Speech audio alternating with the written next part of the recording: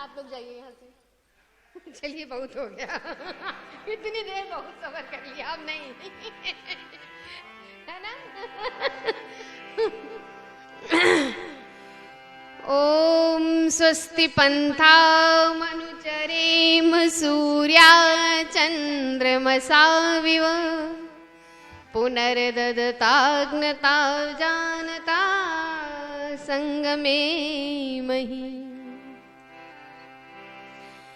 ओम त्वमिहिना पिता वसो त्वं माता शतक्रतो बभूविथ अधाते सुन्नमीमहे।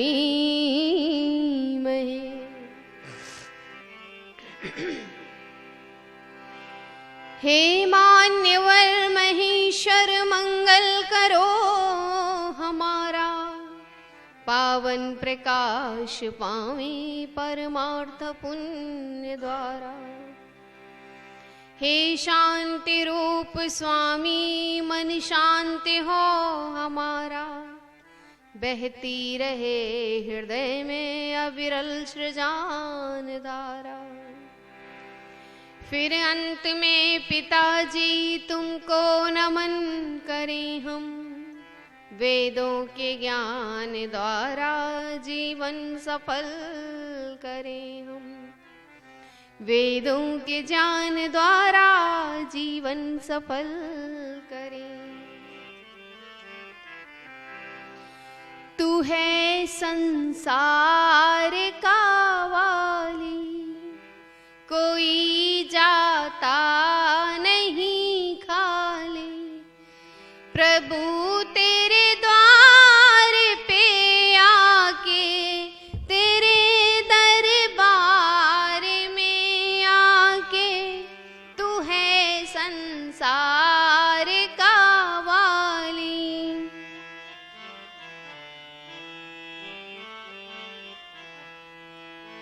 बड़ी बेअंत माया है तेरी महिमा अपार है, बड़ी बेअंत माया है तेरी महिमा अपार है।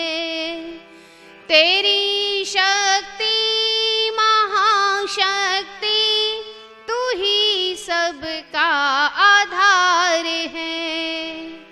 कभी गिनती में ना आए, कभी गिनती में ना आए, तेरा गुण बेशुमार है, बेशुमार है, बेशुमार है। तू है संसार का वाली, कोई जाता नहीं खाली, प्रभु तेरे द्वार पे आके, तेरे दरबार में आके, तू है संसार का वाली।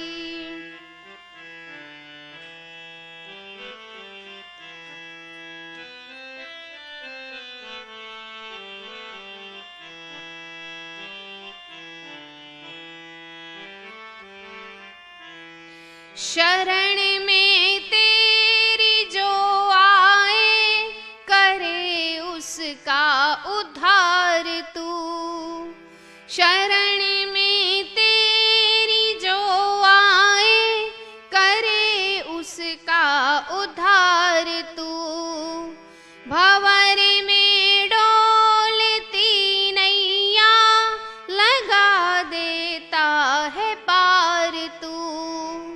सफल उसका ये जीवन है, सफल उसका ये जीवन है, कि जिसको तुझसे प्यार है, तुझसे प्यार है, तुझसे प्यार है। तू है संसार का वाली।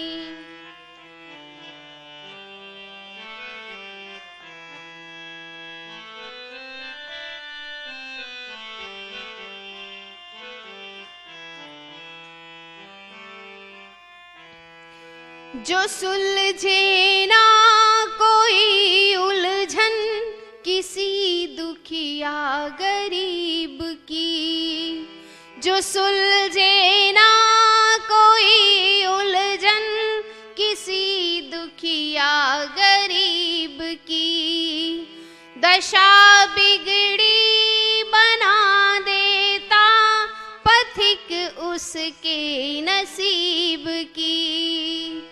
तुझे 100 बार है ईश्वर, तुझे 100 बार है ईश्वर, ये मेरा नमस्कार है, नमस्कार है, नमस्कार है। तू है संसार का वाली, कोई जाता नहीं खाली, प्रभु तेरे द्वार पे आके, तेरे दरबार में आके, तू है संसार का वाली। ये नेत्र बंद कर लीजिए और परमेश्वर के मुख्य नाम ओम का 3 बार श्रद्धा पूर्वक उच्चारण कीजिए।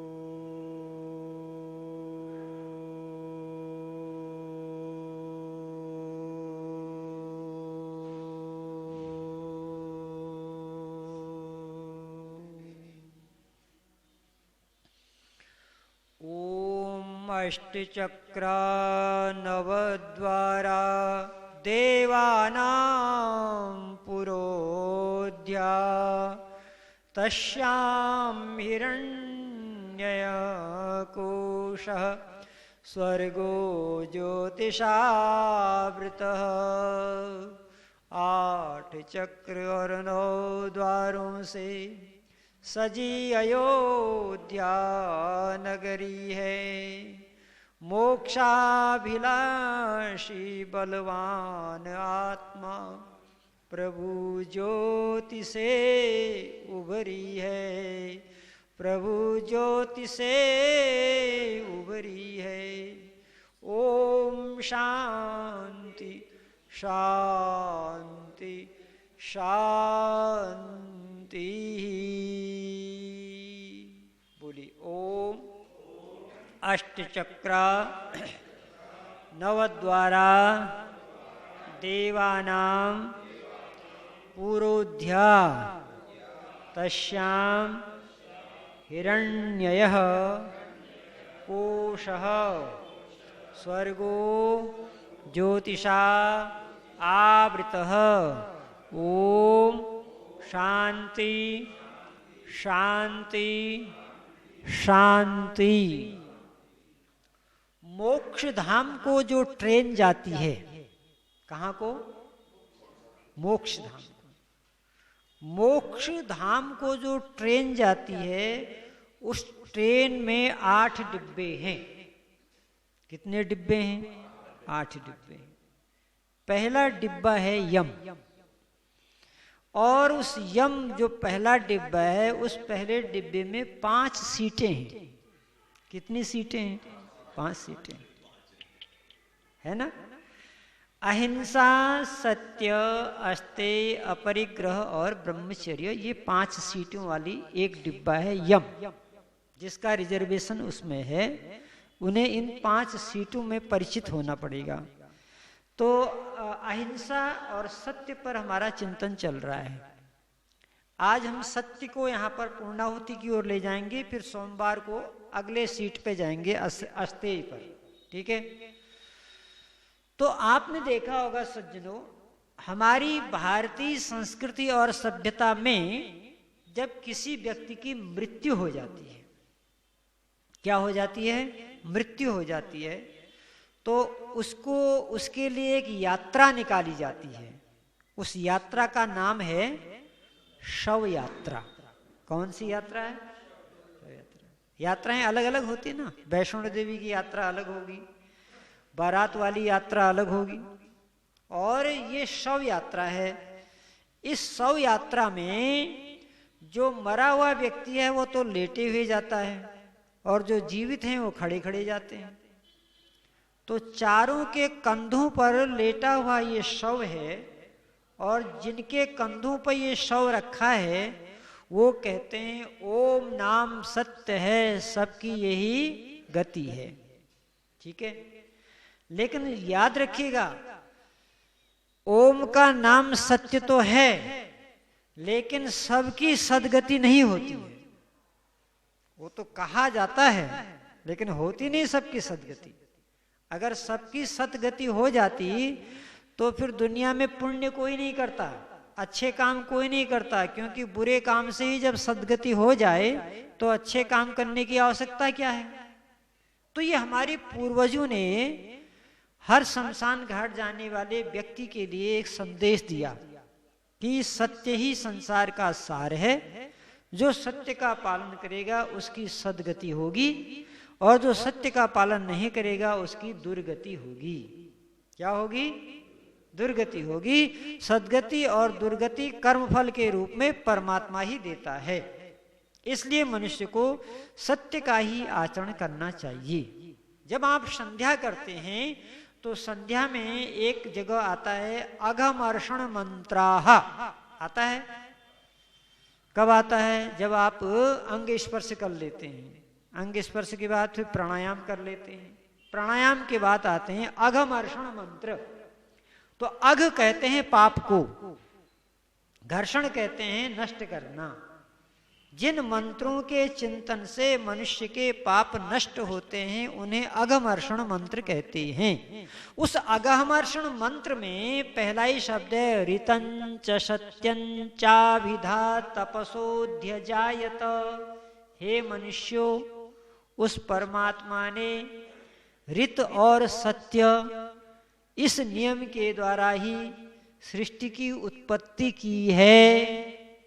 वहां भी सत्य का स्थान आया। सत्यमेव जयते, सत्य से ही विजय होती है। इसलिए हमें मन, वाणी और शरीर यानी आचरण से सत्य का पालन करना चाहिए। अब यहां पर एक समस्या आती है कि कभी कभी जीवन में धर्म संकट आते हैं। क्या आते हैं? उस धर्म संकट में भी क्या सत्य का पालन होना चाहिए कि कोई गुंजाइश है? कहते नहीं, गुंजाइश कुछ नहीं है, सत्य ही बोलना है। वहां उसको समझ जाएंगे तो सरलता आएगी कि कैसे समझें। तो एक उदाहरण दे रहे हैं। एक कसाई है, कसाई जिसका काम है जानवरों का वध करना। वह कसाई कहीं से एक गाय ले आया और उस गाय को लेके कत्ल खाने की ओर ले जा रहा है। गाय के गले में रस्सी बंधी हुई है। संयोग से वह रस्सी उसके हाथ से छूट जाती है। जब रस्सी हाथ से छूट जाती है तो गाय बड़ी तेजी से भागती है। बंधन उसका छूट गया। आगे आगे गाय भाग रही है और पीछे पीछे कसाई भाग रहा है। अच्छा, तेज कौन दौड़ रहा होगा, गाय की कसाई? क्यों भाई?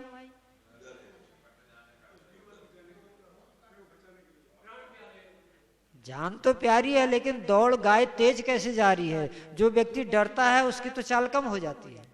कभी देखना, डरने वाला व्यक्ति दौड़ नहीं पाता, वो तो शरीर कांपने लगता है उसका। गाय इसलिए तेज दौड़ती है क्योंकि गाय के पास डबल इंजन की सरकार है। वो उसके पास 4 पांव है। कितने पांव हैं? इसलिए तेज दौड़ती है। अच्छा भाई तो साइकिल तेज दौड़ेगी कि बस?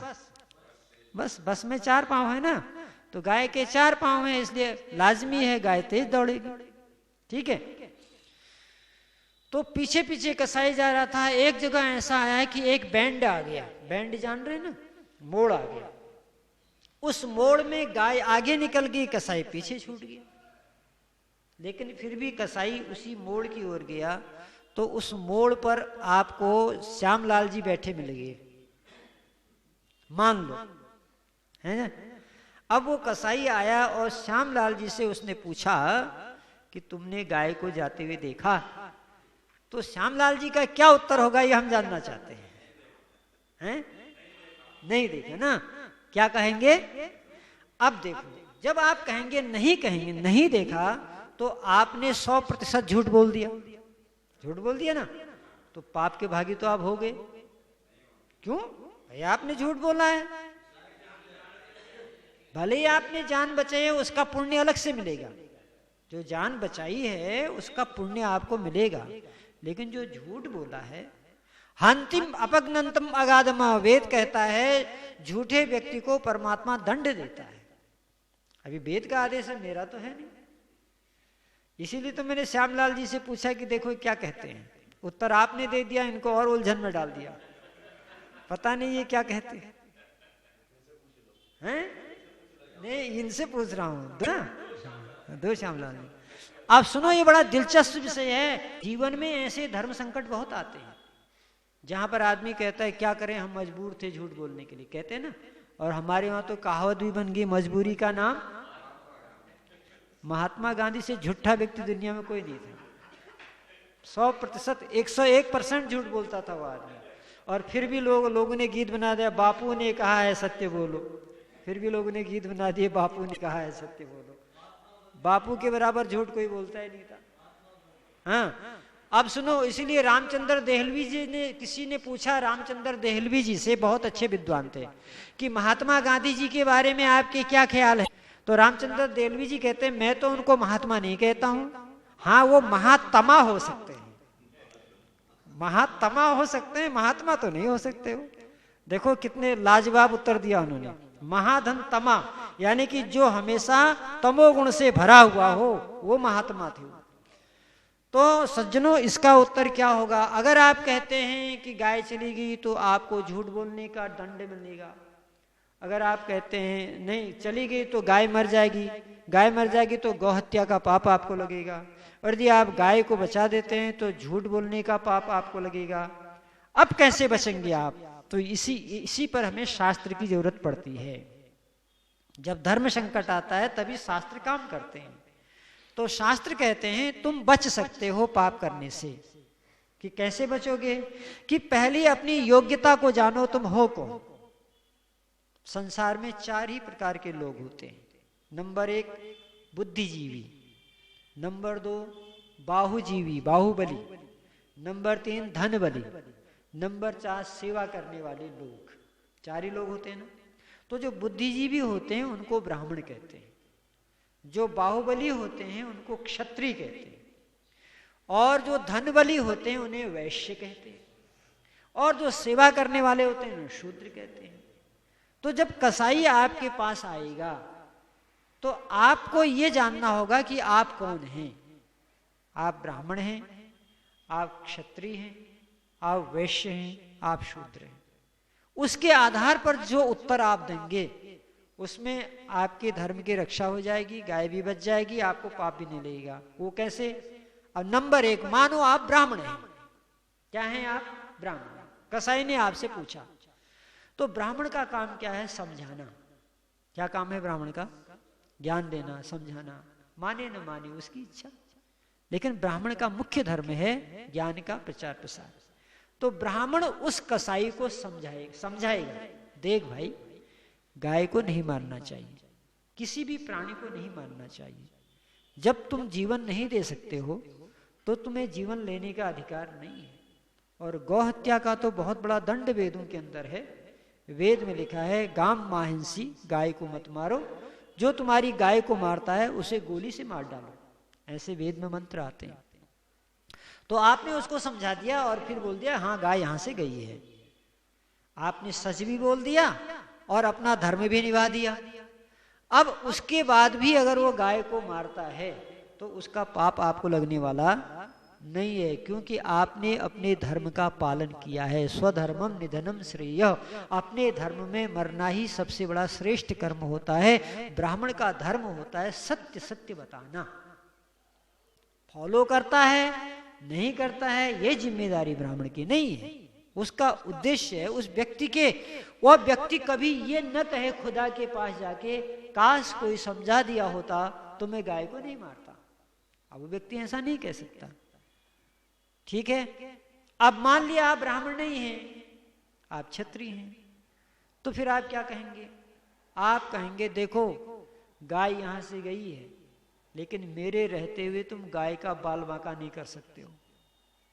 मेरे से लड़ो, या तो मारो मुझे या मरो मेरे हाथ से, उसी के बाद तुम्हारे को गाय के पास हम जाने देंगे।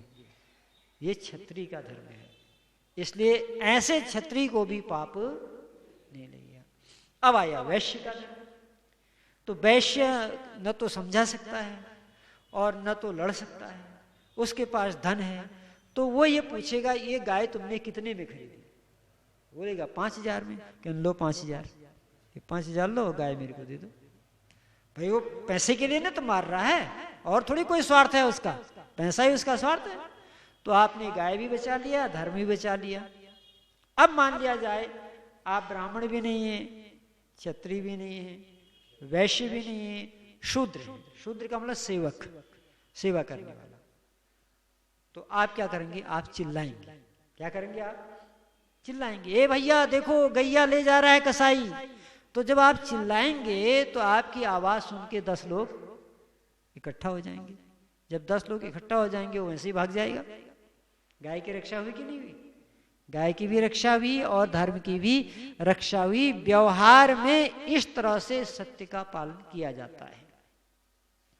फिर उसके बाद ये कहते हैं कि भाई चलो ये भी हम मान गए, लेकिन कभी कभी देश धर्म जाति की रक्षा के लिए झूठ बोलना चाहिए कि नहीं? बड़ा प्रश्न खड़ा हो गया। आप तो सीधे उत्तर दे रहे हैं, एकदम गोली मार दे रहे हैं। पहले प्रश्न को समझिए भाई, प्रश्न को समझिए तब उत्तर दिए। उतावला सो बावला, है ना? गंभीर प्रश्न है, इतना सरल प्रश्न नहीं है कि आपने उत्तर दे दिया और काम बन गया। कि देश धर्म जाति के, क्योंकि यहां सत्य की महत्ता को प्रकट किया जा रहा है कि सत्य कितना बड़ा चीज है। आप सत्य को हल्के फुल्के में मत लीजिए, सत्य बहुत बड़ी चीज है। तो वहां पर जब ये समस्या आएगी कि व्यक्ति, परिवार, समाज और राष्ट्र के हित के लिए झूठ बोले कि नहीं बोले, वहां भी शास्त्र 2 बात कहता है। अब इसको समझिए। पहली बात ये कहता है कि झूठ आप किसी भी शर्त में नहीं बोल सकते, क्योंकि झूठ बोला नहीं आप दंड के भागी होंगे, जन्म मृत्यु आपका चालू हो जाएगा, आप बच नहीं सकते। लेकिन देश धर्म समाज की जब बात आ रही है तब वो कहते हैं कि क्या आप इतने पावरफुल हैं, क्या आप इतने शक्तिशाली हैं कि आपके झूठ बोलने से धर्म की रक्षा हो जाए? बोल सकते हैं। जैसे भगवान कृष्ण, जैसे भगवान राम ने जब देखा कि आज धर्म की रक्षा के लिए झूठ बोलना ही है, नहीं तो धर्म नहीं बचेगा, तब भगवान कृष्ण ने स्वयं युधिष्ठिर से कहा, युधिष्ठिर द्रोणाचार्य जब तक नहीं मारे जाएंगे तब तक तुम इस धर्म युद्ध को नहीं जीत सकते हो। और उनके मरने का इस दुनिया में एक ही उपाय है, वह है उनका बेटा अश्वत्थामा। जब तक अश्वत्थामा जीवित है द्रोणाचार्य को कोई नहीं मार सकता। और अश्वत्थामा को मारना भी, गुरुपुत्र को मारना भी अपराध है। ऐसे समय में जो व्यक्ति बहुत योगी होगा वही निर्णय दे पाता है, और वो योगी भगवान कृष्ण थे, योगी भगवान राम थे। देखो स्वामी दयानंद के जीवन में घटना आती है, जब बरेली में अंग्रेज गवर्नर ने कहा कि हम तुम्हारी अंगुलियों में रुई लपेट देंगे, शरीर में आग लगा देंगे तुम्हारी, फिर भी तुम सत्य बोलोगे? ऋषि कहते हैं हाँ, सत्य के लिए मेरी जान भी चली जाए तो मैं झूठ नहीं बोलूंगा, मैं सत्य ही बोलूंगा। आप देखो श्री कृष्ण, श्री राम और दयानंद तीनों में अंतर है। क्या अंतर है? स्वामी दयानंद सन्यासी थे, क्या थे? और राम और कृष्ण राजा थे। क्या थे? राजा थे। तो राजा का धर्म अलग है और सन्यासी का धर्म अलग है। सन्यासी किसी भी शर्त पर झूठ नहीं बोल सकता, लेकिन राजा क्योंकि वो उत्तराधिकारी है, वो इन परिस्थितियों में तब उन्होंने युधिष्ठिर से कहा, हे युधिष्ठिर तुमको आज झूठ बोलना पड़ेगा। तो भगवान कृष्ण बोले, हम ही से काहे कह रहे हो? अर्जुन से झूठ बुलवाओ, भीम से झूठ बुलवाओ, खुद आप झूठ बोलो। तो भगवान कृष्ण कहते हैं नहीं, जिस व्यक्ति ने कभी झूठ न बोला हो वही व्यक्ति झूठ बोलेगा, तभी समाज में चलेगा। और हम तो राजा महाराजा लोग हैं, समय समय पर कुछ न कुछ राजनीति करते रहते हैं, इसलिए हमारी बात का द्रोणाचार्य पर असर नहीं होगा। तुमने जीवन में आज तक झूठ नहीं बोल रहा है युधिष्ठिर, अगर आज तुम झूठ बोल देते हो तो धर्म की रक्षा हो जाएगी। कि क्या बोलना है? कि तुम्हें बोलना है अश्वत्थामा मारा गया। बोला ये तो मानेंगे नहीं, गुरुपुत्र को कौन मारेगा? उन्होंने कहा तुम जानते नहीं हो, अश्वत्थामा दो हैं, एक अश्वत्थामा द्रोणाचार्य का पुत्र है और एक अश्वत्थामा हाथी है। तो मारा जाएगा हाथी और तुम कहोगे अश्वत्थामा मारा गया। जब तुम कहोगे अश्वत्थामा मारा गया तो द्रोणाचार्य बहुत बुद्धिमान हैं और तुरंत पूछेंगे कौन अश्वत्थामा, मेरा पुत्र या हाथी? कहें तब तक मैं अपना पांचजन्य फूंक दूंगा और पांचजन्य की आवाज इतनी गंभीर होगी कि द्रोणाचार्य ये नहीं सुन पाएंगे कौन अश्वत्थामा, और तुमको प्रमाण मान करके शस्त्र नीचे रख देंगे। और वही हुआ। जब युधिष्ठिर ने पूछा गुरुदेव अश्वत्थामा हतो, तो नरोवा पुंजरोवा, तब तक शंख बज गई, सुनने का प्रश्न नहीं हुआ। और युधिष्ठिर क्योंकि विश्वास पात्र था तो इसलिए द्रोणाचार्य ने अपने शस्त्र नीचे रख दिए और द्रोणाचार्य का वध हो गया। तो ऐसी परिस्थिति में जब आपको लगे कि आपके झूठ बोलने से राष्ट्र की रक्षा हो रही है, समाज की रक्षा हो रही है, धर्मात्मा की रक्षा हो रही है, ऐसी परिस्थिति में आप अपनी आत्मा से पूछ करके निर्णय ले सकते हैं। अन्यथा आप झूठ नहीं बोल सकते हैं, क्योंकि सत्य में जयते, जो झूठ बोलता है उसे ईश्वर का साक्षात्कार नहीं होता है। तो ये आपने अहिंसा और सत्य। अब तीसरी सीट है अस्तेय, चोरी न करना। इस पर हम सोमवार को चिंतन देंगे। कल आप लोगों के व्हाट्सएप पर प्रश्न और उत्तर आ जाएंगे। जो 7 दिन आपने पढ़ा है उसके प्रश्न और उनके उत्तर आ जाएंगे। अब आपको केवल रटना है, ठीक है? चाहे दुकान में बैठ के रटो, चाहे घर में बैठ के रटो, मोबाइल में प्रश्न उत्तर रहेंगे। और आपके सबको फर्स्ट डिवीजन आना है, पुरस्कारों की झड़ी लग जाएगी इस बार, है ना? तो इसलिए सबको याद करना है। बहुत बहुत धन्यवाद। और ये पुस्तकें मेरी रखी है, इनके साथ नाइंसाफी हुई है। जानते हो नाइंसाफी क्या हुई है?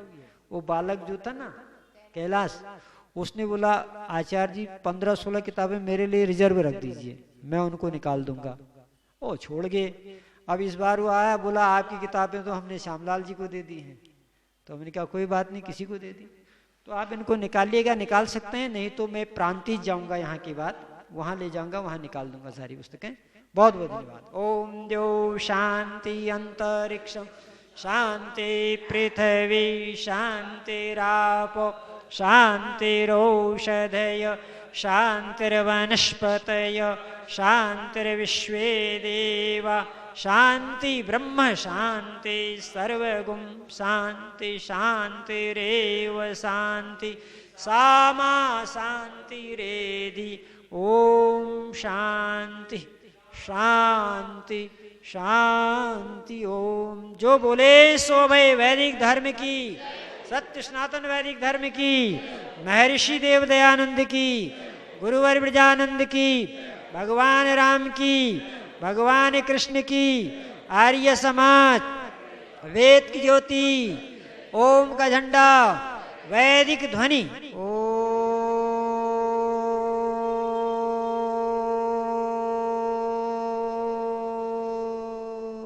वैदिक अभिवादन नमस्ते। कुछ सज्जन नए आए हैं, उनके लिए ताली बजाइए। हाँ, एक दो